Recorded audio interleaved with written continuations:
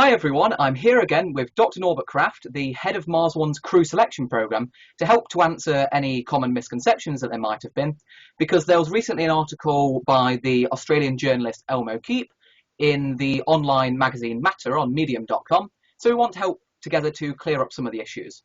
So let's dive straight into it. How are you feeling today, Dr. Kraft? Oh, I'm feeling very well, thank you.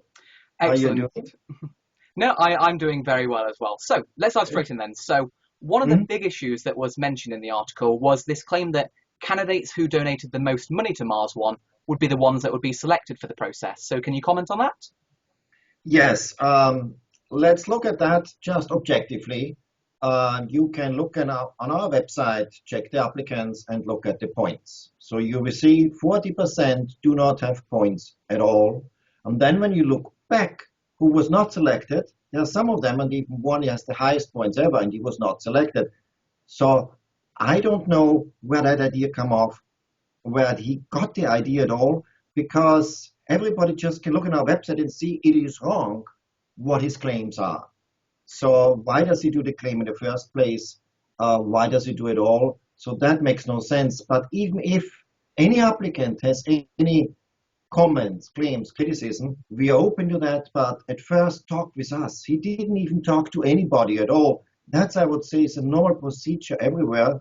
You talk to the person who did it first, and then if it doesn't work, then you can see about other ways. But immediately run to the press, make false accusations, that's not how you do think, I don't think anywhere.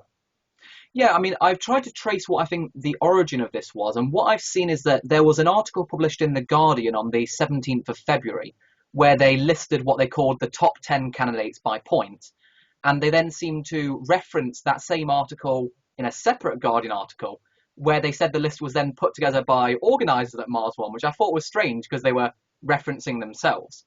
But what I would like to know is we've spoken about the points, so what actually are the points that Mars One has? What's the point of them?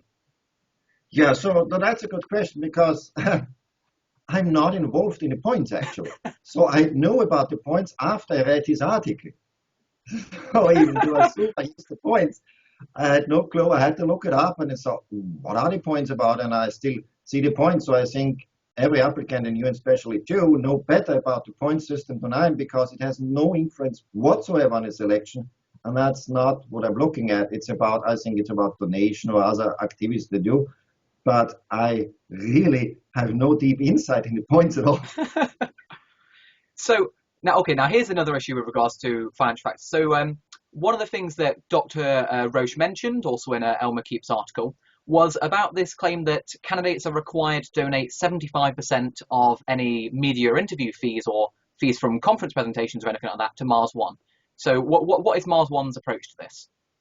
The first approach is, that was in a confidential email, and that's the big point I made, is if you break confidentiality, then you are not suited, actually for any company who works with somebody who breaks confidentiality, because if you can just break it without consequences, why do you have it in the first place? And we are very, very sensitive about these things. You have to think about the future. You candidates will visit, for example, Lockheed Martin with Paragon.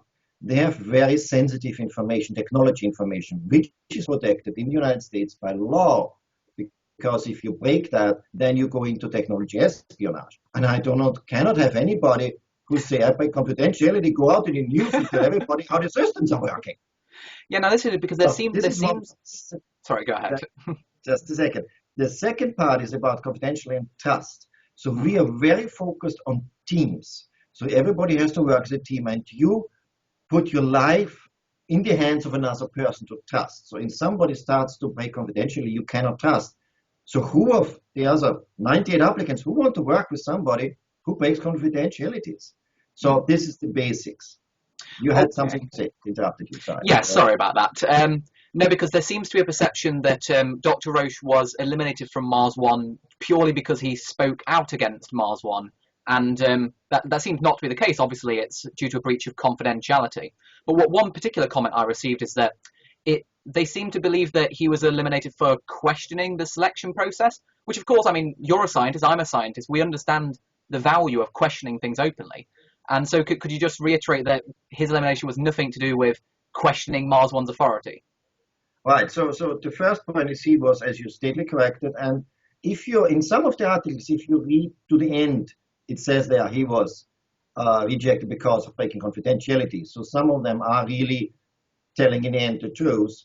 The point is, he is because of that point of view. However, I would have considered that would be a different point of view if he just lies about things and put it out just to look Mars One bad. Not about criticism.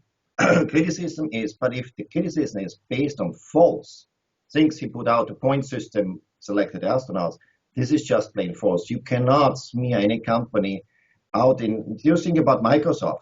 An employee goes out and say, oh, all the watches will explode on your hand. I mean, this is just not true, and it's just a smear. Of course, news will write about it, but you cannot do that. So that's one of the key points. If somebody criticizes, I suggest at first to come to us. But any criticizing, even if he puts it public and it is funded by facts, I support that. That's totally okay. Because nobody is perfect, and we can learn from criticism. We can improve, we can work on. So it is welcome. And I would never select anybody out because he criticizes us ever. And to be fair to him, I mean, I have actually read a piece in The Guardian that he wrote in his own words, and it seems to me that a lot more of the negative press seems to be coming from interpretations of what he said, particularly in the article on Medium. But one particular thing he said that I'm interested in, he said that based on what he'd experienced in the selection process so far, he didn't think it was sufficient or rigorous enough to make a judgment about a person. So from what you've gone through so far in the selection process, how much can you infer about any one candidate? So our current step is we are in the second round of selection. We have 2 more rounds, and then you are basically allowed to get an offer from us to be trained.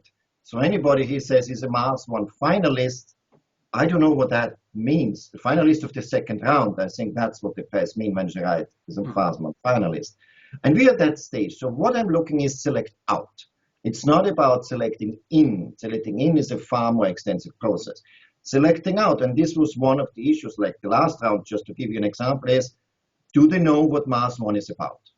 Do they know their beings? What that means is, do they know in which danger or what risks they're getting in, or they didn't do their work? So if you apply to any company, the company looks at, are you know about our company? Do you know really what you're applying for? Do you really want to work with us? And you claim you know about software, about programming, so they test you on that. Do you know about programming and software? And if you don't, then they don't take you. And that's the stage where we are. It doesn't make him to go to Mars. It doesn't even make him to go in the round 4 or anything. That's the current stage, and that's have to be seen in this perspective. So to think about he's selected to go to Mars, I don't know where that comes from, basically. So another of the things that Dr. Roche said is he said that commanders at NASA have to log at least 1,000 jet aircraft hours in order to be considered as a candidate to be an astronaut. So following on from that, is there going to be a commander in any of the Mars One crews? And if so, how will they be selected? So there are 2 items you brought up. So the first one is, if you read NASA's application, it doesn't say an and, it says an or. So it says exactly you have a master degree, for example, or 1,000 hours of flight hours. So, and the reason for that is because it's not if he can really fly as a pilot because they just want to hire pilots. The issue for that is to look at, can he follow procedures? Can he work with sensitive instruments? Did he learn something for a longer period of time where he can be responsible for? And that is the question, because look at the current stage. And in the future too, the rockets are not flown by pilots. Nobody sits in this rocket who flies to the moon or whatever and start piloting around. The shuttle was the closest to come to an airplane. Most of them are automatic landed. And because we have a 77% human error. So why would I increase the risk that somebody flies it by himself? And it's the same if you go to Mars, you're not flying the rocket and I do on the highway left and right. You're actually just sitting in a rocket, and then you fall down on Mars and you're not landing with a nice airplane and kick off again. Yeah, so, I mean, that is part of the reason why Mars One would actually be much safer. The fact that you're using the same technology to land on Mars as has been used in the previous unmanned missions. If you incur any element really of human error in the process, I mean, why would you do that? That's just adding to the risk of something going wrong. That's correctly. So the other one is about the commander question. So applicants asked this before. They said, okay, will you give us a structure? Will you give us a command and so on? We will not, because it's very different from the normal missions for what NASA and ESA does. In our cases, the applicants have to be mature. They decide their structure by their own, and they will start from the beginning. So I give you an example. We have two groups who compete in performance, whatever tasks they get. One group says we like an anarchy, for example. The others say, oh, we do a military structure. And the third one, we do a democratic, or we have a situational leadership. And then they have a competition. And during the competition, they will realize, oh, our structure is not really working well. And this is experiential learning. This is one of our key stones in learning, because when you experience by yourself, that doesn't work this way, we should change it, we should have a different structure, then you will do it in the future, then you learned it. I can be a teacher, I can stand in front and tell you whatever, and you say yes, yes, yes, but if you don't experience yourself, it doesn't really fully sink in, and then you know, oh, this is really, I experienced, I talk from my experience, and therefore I know what I'm doing. And that's what we want the applicants are and the candidates to go to Mars and have learned from the experience to do the best thing they can to have the highest performance.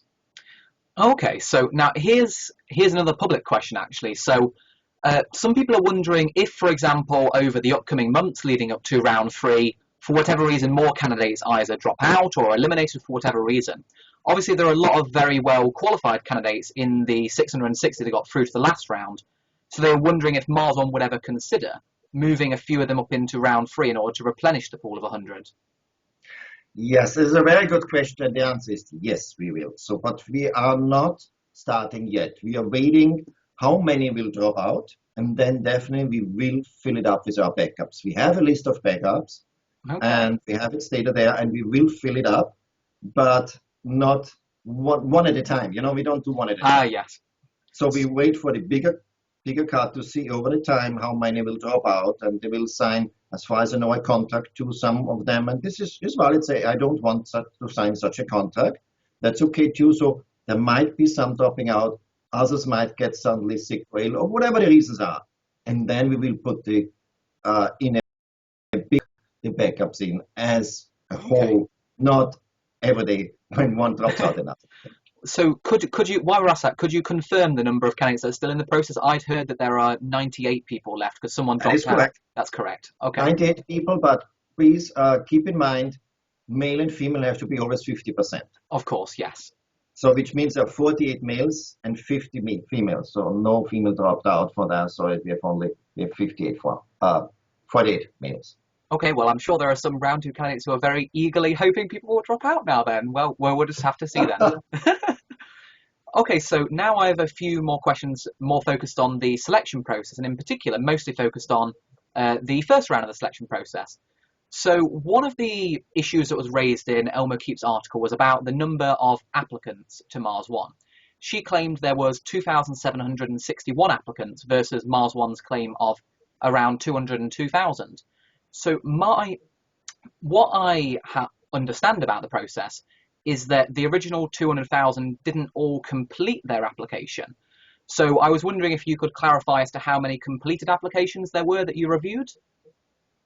So we are looking here, 202,000, as you correctly say, 586 signed up to want to be applicant in Mars One, and it's not some reporters said, oh, they signed up to get an email from us. It's not the case. It's a separate place to sign up for an email, and this email you can still sign up versus to sign up as an applicant. And then we have, as you correctly said, the applicants didn't fill out. But also applicants, we had a lot of applicants who are selected out before they even appear on the website. So the 2,700, I really don't know where the number comes from, but if we look what happened on the website, many people did not appear. Why? Some of them wanted to be private. Some of them, we cannot put up a video of a naked person. That's just not possible. Hmm. You know, and there are other reasons why they were selected ahead of time, even before they appeared. Less of them, and that is correct, paid for it. Less of them filled everything out. And as you mentioned, I remember in your interview, you worked weeks on that, others worked months on that. For them, it was just too much to fill it out. But this is also a hurdle. Would you are really so interested in the project that you would fill it out? Do you give it the time to fill out? So this is a selection process by itself. So the selection starts already the moment where you sign up. Do you take time? Do you want to fill it out? Do you think you want to make a video? You say, oh, I'm not interested in that much. And then you're the wrong person anyway. Okay, so from what I've read, the figure that she quotes of around 2,700 was based on an NBC News article which tallied the number of public profiles at one point. But of course, you weren't required to make your profile public. You could have your profile private, and of course, many people would. So I was wondering if you could give a more precise indication on how many applications there were that you actually reviewed. I reviewed close to the 200,000 because I had to review if they fill it out or not. You know what I mean? Okay. So I had to look at everybody. Basically, yes, you can do it computerized quicker, but you have to, in a computer data bank, you look, did he miss a single question? Did he miss to fill out answers, for example? Did he not fill out some parts? So this is automatic. So all of them went so basically if they missed something. And then we come to the one, but I was not the only one who reviewed it. So I had a part of it reviewing. Yeah, because one of the issues is, this was the video. The first review goes through about the video. Is the video proper to be online? So, and you don't need me to see if somebody is naked and you select him out. If somebody has some vulgar language, you says, and you select him out. If he talks about the moon, and you select him out because he doesn't know it's actually from Mars mission. So that's not only on my side to do. So there were others involved who definitely went through the videos. Are they even proper to be online? Yep. That's where the first step starts. And if it's not, then it's not even appearing. So you mentioned that you weren't the only one reviewing them. So how many people were there reviewing the applications? I really can't say because it was organized by Bas and Susanne. So they looked for and say, okay, sorry, oh my God. Yes, they looked for who can help us out to review these videos. It's just a general, is it proper or not from the point of view. Okay, so there was an initial review cut done by the appropriateness of the video, and obviously there were further cuts by an incomplete application. But I'm still wondering about, with regards to completed applications, how much more than the figure Elmer quoted was it? Oh, it's a lot more, but I don't have the data. It was a lot to say, but I don't exactly on that. If you don't know off the top of your head, would you be able to, I don't know, email me it at some point so I can add a correction? It's the best you ask Susanne because she collects this data, so that will be for her to make the decision on that. Okay, I'll leave that for now then, and we'll come back to that later then. So, with regards to, we were talking about the selection process that you did. So let's say you received a complete application. How long approximately did you spend reviewing each application, and what did you personally use as a basis to decide whether someone would pass or not? How long a review application? It depends on the application, to be honest. Huh? So you look at the video, and so the video was proper, check, okay? Then you look at it, is he actually interested in it? Does he lay in a bed and say, oh, today's a nice day, I apply for Mars, maybe what I can say, you know?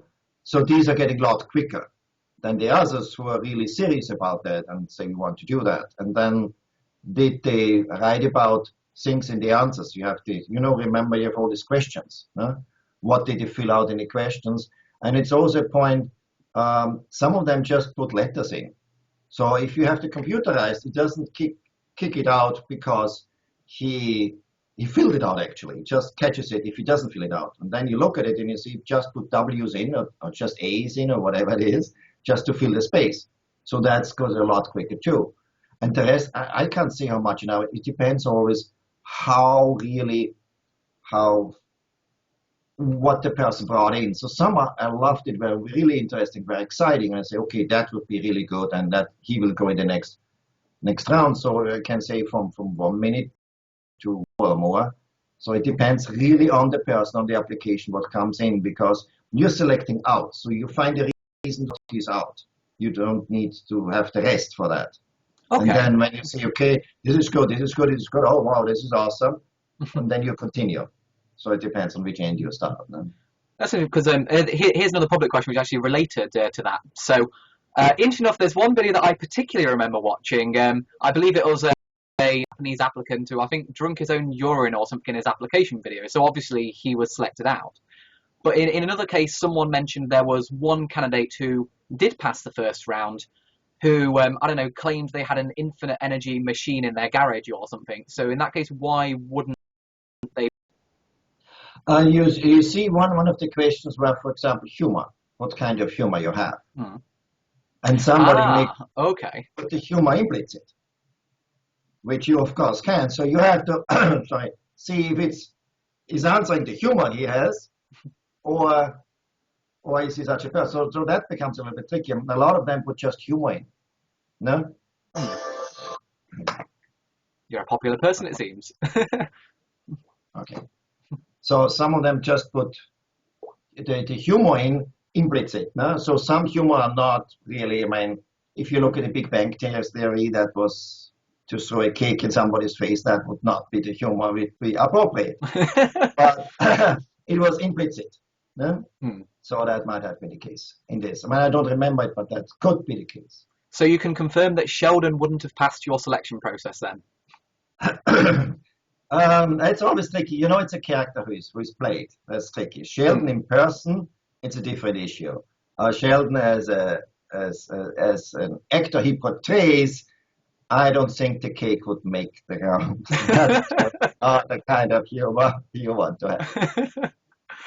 Otherwise, in general, how it was done, it was well done. So you saw he didn't put the questions out. He really made everything implicit.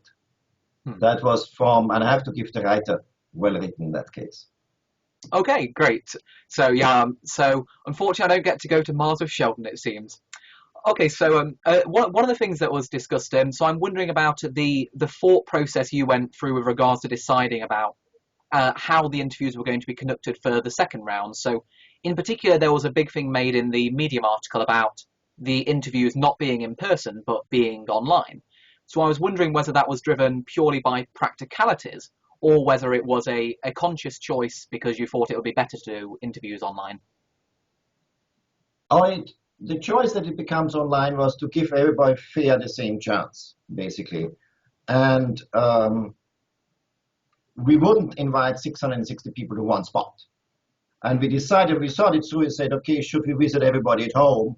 And then it's still not the same environment. So we thought, no, next round we will have everybody together in one spot and we have less people. And it is, of course, economically, and you can follow them better what they are doing. In this case, let's try to make it equally for everybody. Everybody has a Skype interview with the same question, the same works out. So I think it was, from my point of view, we did it from the point to give everybody the equal chance to do it, doesn't matter where they are. And we provided interpreter too. So if somebody couldn't speak English, they had the opportunity to get it. Interpreter, and many of them used that opportunity too. Okay, yeah, so it looks like obviously a lot more rigor is coming up with the selection process in the upcoming rounds. But with regards to astronaut selection in a more general context, we are of course aware that you have worked for both NASA and the Japanese Space Agency with regards to that. So I was wondering if you could talk us through approximately how long it takes to select an astronaut candidate at NASA, for example, and how you think Mars One's process ultimately will compare to that process. So at first, it's a misconception. I see this here and there. I never worked in selection for NASA. In NASA, I worked on groups, which was the best group to go for long duration, space expeditions. That's what I searched. I tested groups, how long does it go? So I never worked for selection in NASA. Okay, I apologize for that then. That's okay. And then he was put it up too. That's okay. In Japanese agency, I worked. And it is to say it's not about time. And you say it gets more rigorous. The last step was already rigorous because there are key questions. And some don't understand it's not the time. It is not the quantity. It is the quality. If I give you an example, if I ask a pilot, What is your flight speed for departure? What is your flight speed for landing? What is your altitude? And he doesn't know it. Then he put everybody in the airplane into jeopardy because he will crash the plane. I do not need 1 or 2 or 3 hours to talk with him when he cannot answer that simple question. So there are, and it was in the last round, there were key questions to understand, does he know his danger, does he know the risk? And the other one was about team. Are you a team member or you think about yourself? And therefore, I don't need more time. So they're asking about the time is off. You have to ask about the quality and what are the points you are looking at. And then I give you a simple example. If you would let's say at a space agency, the applicants arrive and you ask them to stay in a square. And that's it. And then you do something else. And then you watch them over the camera. Anybody who steps over the line is out. That's how quick it goes. So there is not a discussion, oh, why did you step over the line and maybe you, or whatever it is. He's just out. So that's how space agencies do it too. So that's what I say. It is the quality and not the quantity in time. So that's the big difference. Coming back to interviews, where it was mentioned, oh, longer interviews. That I can give you an example from the Japanese space agency. So we had the candidates lined up, and there were some candidates who were very good in interviews. I didn't do the interviews because I'm not so fluent in Japanese. And they were ranked before they even went to the last step. And the last step was an isolation. That was where the part I was involved in. We had 8 candidates in the isolation chamber, and we looked for 3 to select 3 of them. And the one who was on top after the interviews excluded himself from the group. He didn't want to do something himself. He just became himself. And then he was selected out. So the point is, if he wouldn't have done that, he might be one who would be an astronaut in the end. So here you see these steps are necessary. So there are different things, and that's why we are the biggest steps coming to isolation, where you really see somebody can be a perfect talker. It doesn't make him a perfect teammate. And that's what I'm talking about. So, no? Okay. So on to still talking about the selection process, but just wrapping this up now. So it was announced yesterday, actually, by Baz that there is a 2-year delay in Mars One's timeframe because of financial issues with regards to getting the contracts for the original demonstration mission done. So I know some people have asked me if you could clarify whether this affects the actual astronaut selection process at all, or whether this is still on track to conclude by the end of 2015. The actual selection process goes as planned. It is the hold up, as I said before, is from the broadcaster. We need the dates from the broadcaster. It's not from our side. No, if I have the candidates and I can train them 2 years more, it's just exciting. It's awesome because the more you can train. But it's not about training. It's about, as I said, I want to test everything here at first. And any life support system, any system, they're growing the plants or whatever it is, the food, nutrition, oxygen, and so on.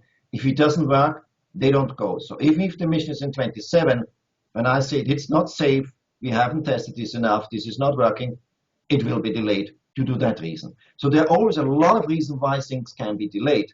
Because from my point of view, and this is the area where I'm looking, is safe for the astronauts are going. That's the key piece. And I don't care which years they are going, to be honest, as long as it is safe, to put it in that way. So the longer we train, the longer we practice on that, I think it's a good thing. I don't think anything wrong about that. Yeah, I mean, I'm personally not going to complain about 2 more years of training. It always helps, of course. So I'm going to go on to a final 5 miscellaneous questions now. So firstly, this and these are all public questions I've received. So one is question that, do you think that candidates coming from different educational backgrounds will affect the team cohesiveness at all?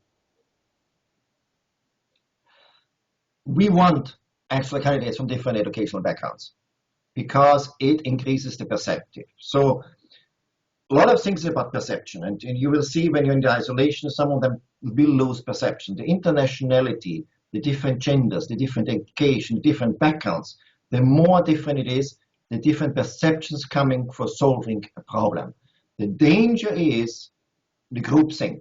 Everybody thinks the same. Everybody has the same ideas, and you really lose track what's really going on, and you cannot solve the problem because everyone's, yeah, we agree all on this. You need somebody who says, hey, from my point of view, it's wrong. From my point of view, this would go differently. And then you really can improve, can you strive and solve the problems. Okay. And we have in history, I mean, groupthink is a big danger. Pearl Harbor was one of the issues of groupthink, which is always mentioned, but there are a lot of other things where groupthink is very dangerous when you stop having different influences and think in their own way as a whole group.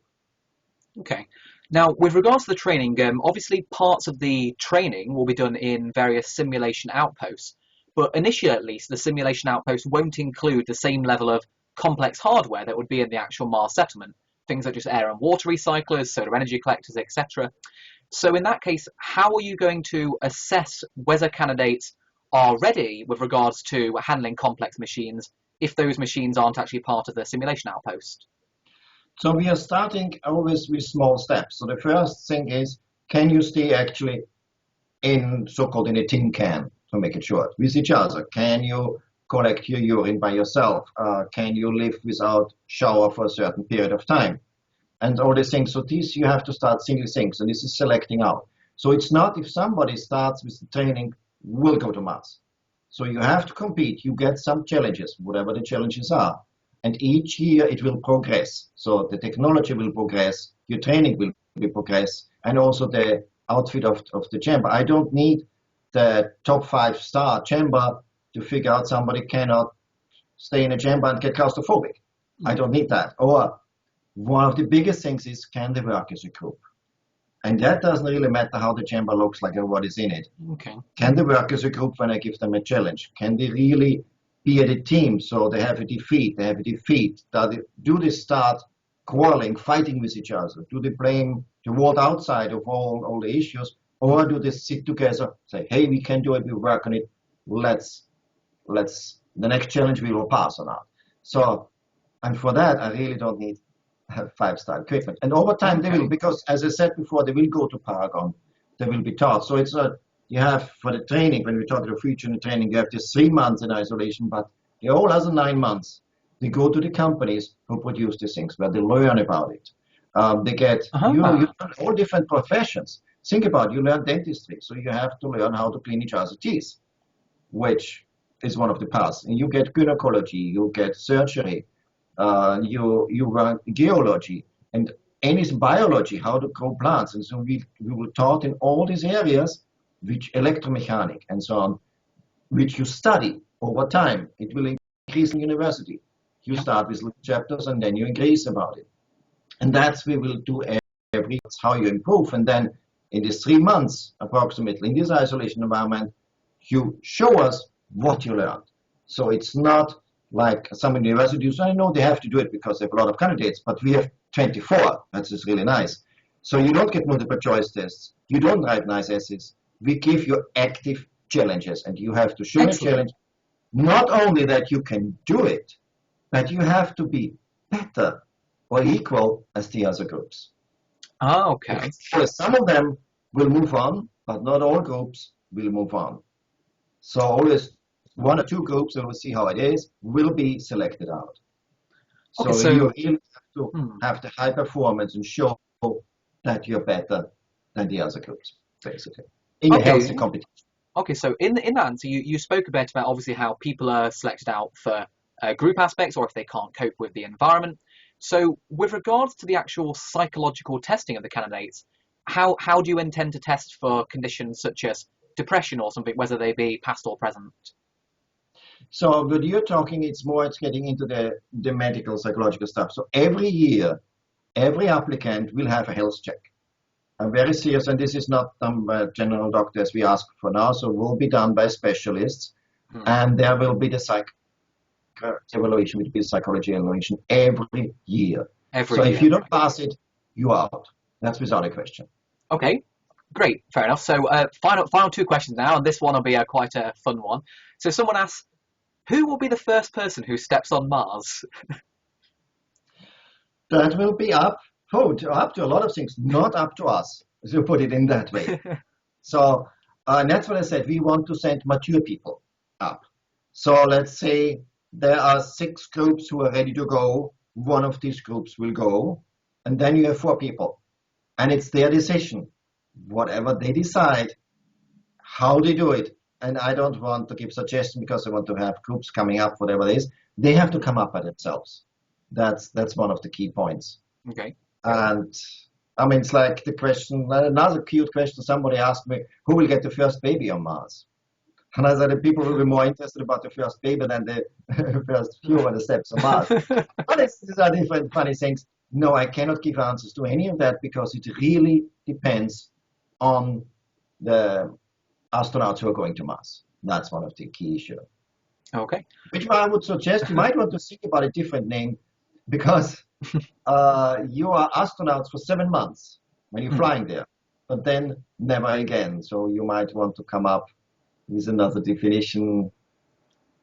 Okay. What I actually are. No? Well, when we land, we're Martians, obviously. So yeah, whatever you come up, that we have an easier definition of that. Okay, so one final question. So obviously, we're both scientists, so we both understand the value of openness and accountability.